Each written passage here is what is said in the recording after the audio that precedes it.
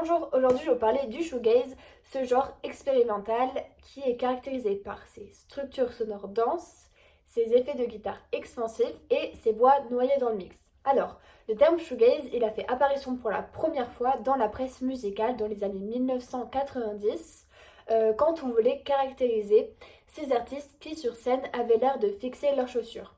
Donc on a vraiment repris ce terme-là directement de cette façon parce que shoe ça veut dire chaussure et gaze ça veut dire fixer. Mais en fait, ils n'étaient pas vraiment fixés sur leurs chaussures. Ils étaient plus concentrés sur leur pédale d'effet qui se trouve donc au sol et sur ce que les gens allaient entendre et donc moins sur ce que les gens allaient voir et tout le visuel, le spectacle sur scène. Alors, le shoegaze, il a émergé dans les années 1980-1990. On peut lier cette émergence à une recherche artistique de nouvelles sonorités et de nouvelles textures dans la musique alternative. Pour ce qui en est des inspirations artistiques, le shoegaze s'est beaucoup tiré de ces genres-ci. Donc dream pop, new wave, post-punk, noise rock, rock alternatif et des groupes comme Cocteau Twins, Sonic Youth, The Jesus and Mary Chain et Joy Division pour leurs atmosphères planantes et leurs textures sonores expérimentales.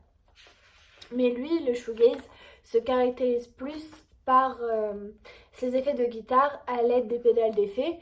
Et donc les pédales d'effet les plus utilisées dans le shoegaze sont celles-ci. Alors d'abord, on a la réverbération prolongée qui permet d'avoir des sons spacieux et expansifs. Puis on a délai et écho qui permet de créer des structures sonores complexes. On a aussi la distorsion structurée qui permet d'avoir, par exemple, d'ajouter de l'épaisseur aux guitares et de créer un mur de son. Puis on a les effets de modulation comme chorus et phaser qui permettent d'ajouter des nuances et des variations tonales. Et souvent dans le shoegaze, en fait, ils viennent combiner ces pédales d'effet pour pouvoir créer des sons expérimentaux et uniques. Pour ce qui en est des voix dans le shoegaze, en fait, elles sont vraiment... elles sont pas peu importantes, mais en fait, on les entend pas beaucoup, car elles se fondent dans l'instrumentation. En fait, elles font vraiment... ça fait vraiment qu'un, c'est pas comme dans... les musiques en général où la voix va être positionnée en premier plan. Non, là en fait c'est vraiment noyé dans le mix, ce qui va venir créer une atmosphère enveloppante typique du shoegaze. My Bloody Valentine est un groupe emblématique du shoegaze. Il est d'ailleurs considéré comme pionnier de ce genre car son album Isn't Anything, sorti en 1988, a marqué le début de ce genre. D'ailleurs, quand on veut en quelque sorte définir le shoegaze, on va souvent prendre comme premier exemple leur album Loveless, qui est un album qui en fait vient regrouper toutes les caractéristiques du shoegaze et cet album a d'ailleurs solidifié la place de ce genre dans la musique alternative. Mais il y a aussi d'autres groupes qui ont joué un rôle important dans le développement du shoegaze, comme Ride avec leur album Nowhere, Slowdive avec leur album Solvaki, puis Lush et Chapter House. Aujourd'hui, le shoegaze a encore des influences sur la musique contemporaine, car dans de nombreux styles musicaux, l'utilisation créative des effets de pédales, puis des structures sonores denses et des atmosphères planantes s'y retrouvent, comme dans le black gaze, dans la dream pop, toujours avec le groupe Beach House par exemple, mais aussi dans l'indie rock et alternative. Et, et voilà. Donc pour finir, je vais vous donner quelques recommandations de shoegaze que moi j'écoute et que j'aime particulièrement et que je vous invite à écouter.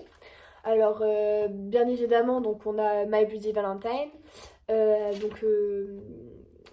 écoutez leur album, il n'y en a pas un particulier mais en vrai Loveless comme il est vraiment plus reconnu, c'est bien de l'avoir en tête pour juste la culture musicale.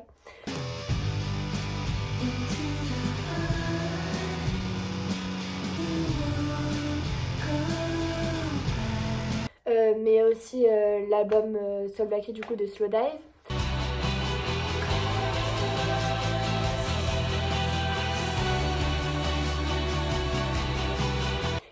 des trucs, on va dire, un peu plus niche.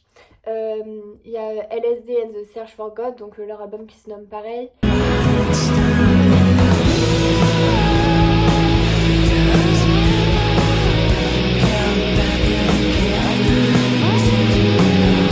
Mais aussi Have a Nice Life. En fait, ce groupe-là, il est un peu plus expérimental, mais c'est toujours bien.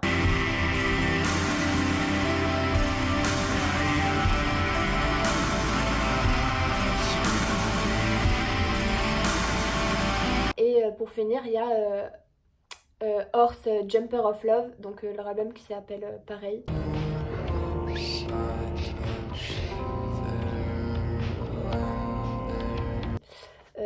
Qui sont excellents. Voilà. J'espère que mon exposé vous a plu et merci de m'avoir écouté.